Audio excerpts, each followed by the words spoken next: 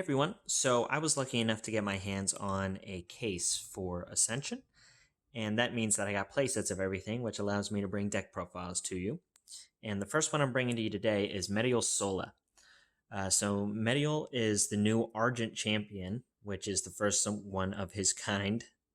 So I thought it'd be really cool to run him, and I also pulled a stamped one out of my case, so even more reason to showcase it off today here because it looks awesome. Uh, but yeah, so I know there's a lot of Metaial tucks running around, and that very well could be the best version of this deck. But I wanted to bring a new spin on it because people are already playing around with that list. So I'm testing Sola here today. I'm testing it for the main reason is we're running the Shard Mecha units.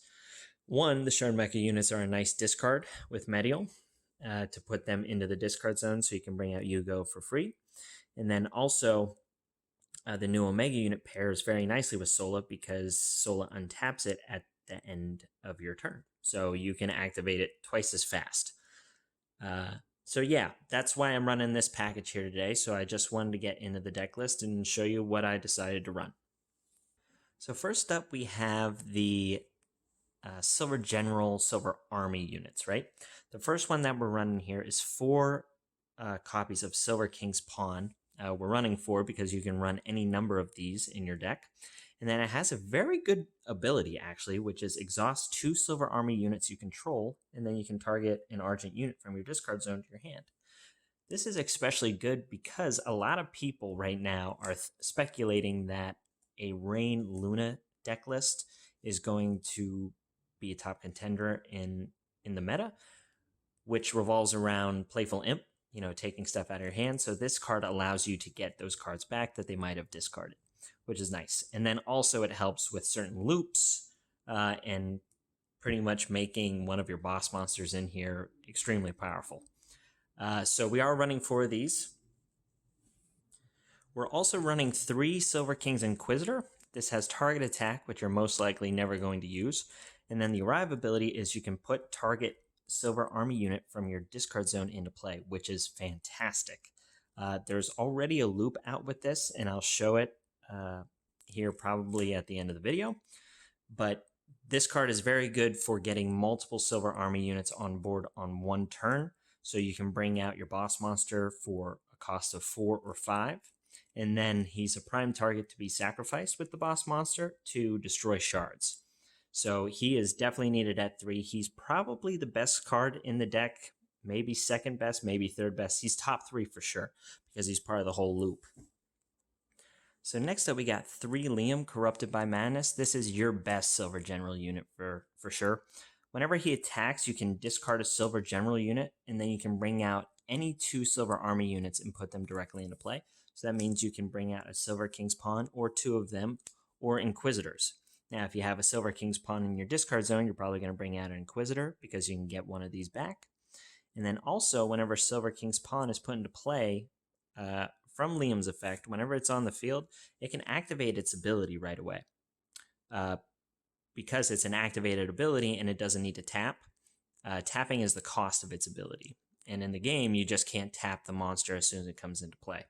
That means attacking or using exhaust abilities. But because it's not an exhaust ability, exhausting is the cost, you can activate it as soon as it comes out. So very strong.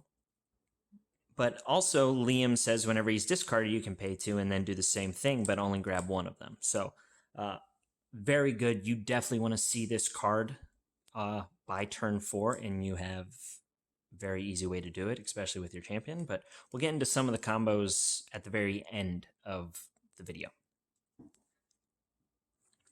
We are playing the 1 Rain. I was really high on this card. I think it's still good. Being able to blink cards is very nice, and also be a direct out to Omega units.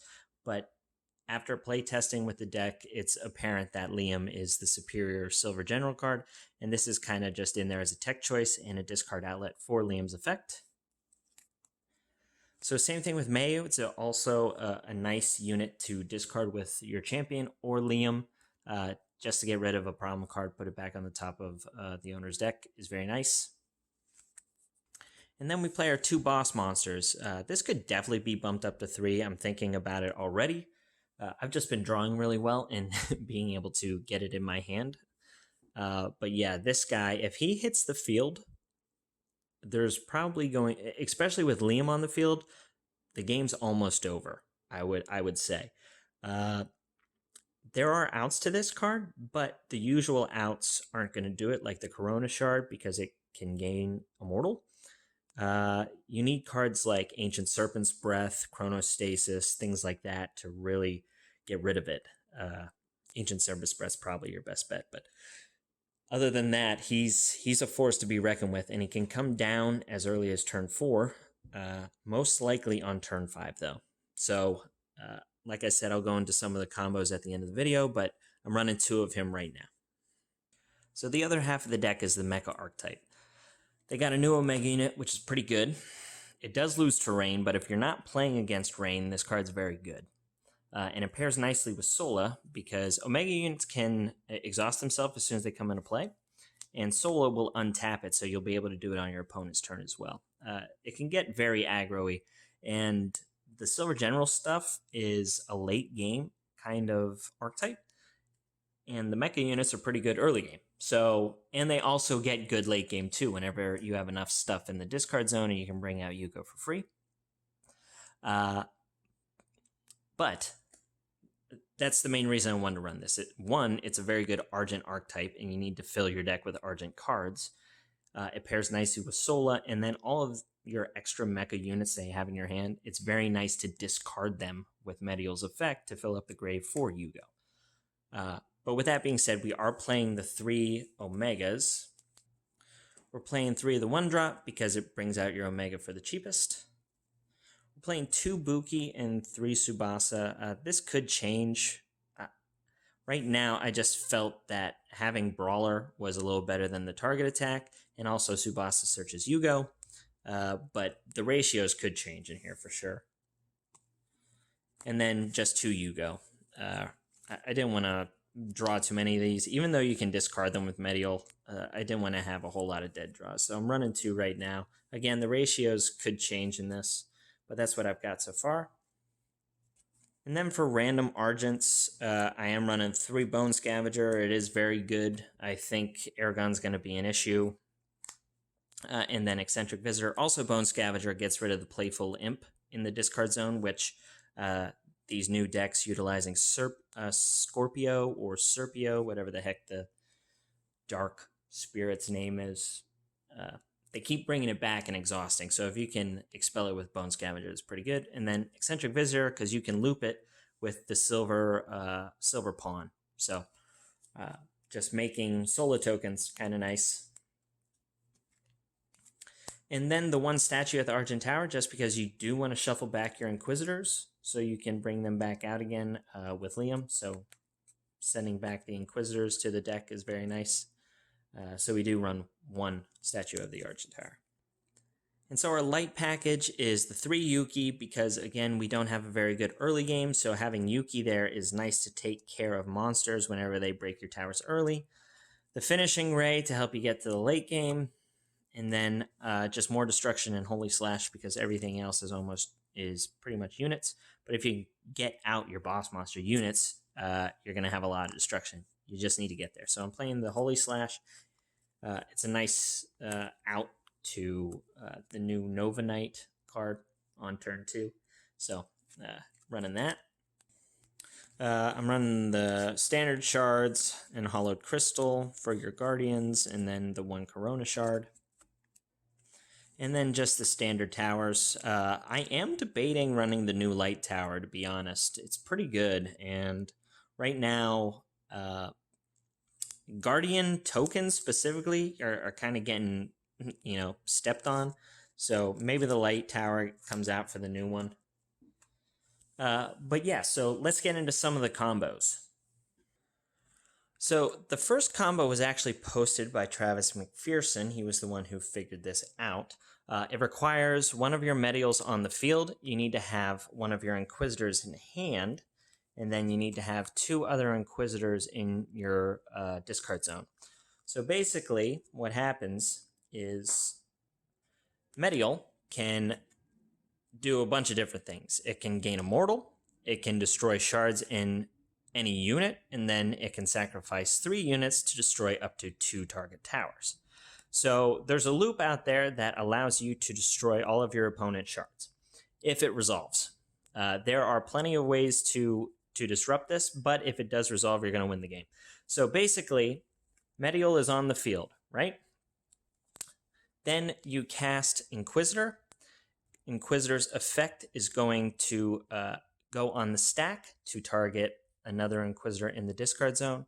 Metaial is going to sacrifice this Inquisitor to give itself Immortal. This one is going to come out. It's going to activate its effect, targeting this one. This one will come out. It'll target this one. In response, Metaial will sacrifice these 2. If your opponent has a unit on the field, you can sacrifice their unit if you want to, but if not, you can target Metaial because it has Immortal, so it's not going to die, and you can then target one of their shards and then blow it up.